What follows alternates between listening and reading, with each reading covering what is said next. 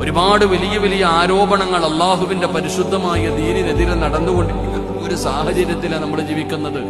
പക്ഷെ മനസ്സിലാക്കുന്നില്ല. നമ്മൾ ചിന്തിച്ചു നോക്കിക്കേ, കാശ്മീർ എന്ന് പറയുന്ന നാട്ടിലാണ് എന്റെ പ്രിയപ്പെട്ടവരെ 10-27 പേരെ വെടിവെച്ചു കൊന്നത്. അള്ളാഹു അവരുടെ കുടുംബത്തിന് സമാധാനം നൽകുമാറാകട്ടെ.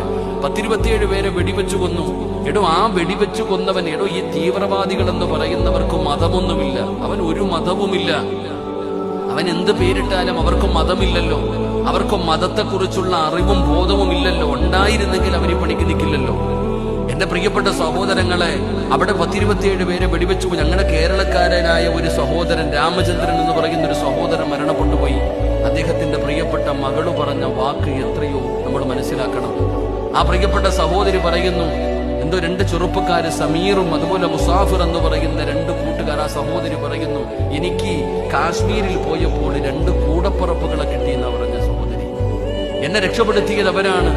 എനിക്ക് 2 കൂടപ്പിറപ്പുകളെ, 2 സഹോദരങ്ങളെ എനിക്ക് കാശ്മീരിൽ നിന്ന് കിട്ടിയെന്ന് മരണപ്പെട്ടു പോയ കുട്ടിയുടെ മക്കളല്ല, അവരുടെ അച്ഛൻ മരണപ്പെട്ടു പോയി. മകളാ പറയുന്നത്.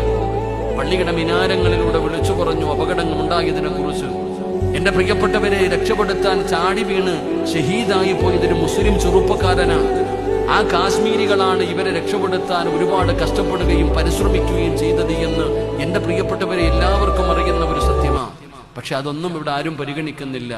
എന്റെ പ്രിയപ്പെട്ടവരെ, കുറച്ചാൾക്കാർ, എല്ലാവരുമില്ല, കുറച്ചാൾക്കാർക്ക് ഈ സമുദായത്തോട്, ഈ മതത്തിനോട് വല്ലാത്ത വെറുപ്പും വിദ്വേഷവും. എന്റെ പ്രിയപ്പെട്ടവരെ, അതിനുള്ള പ്രവർത്തനങ്ങൾ നടന്നുകൊണ്ടിരിക്കുന്നു. അള്ളാഹു ഈ ഉമ്മത്തിന് ഇസ്സത്ത് നൽകി അനുഗ്രഹിക്കുമാറാകട്ടെ.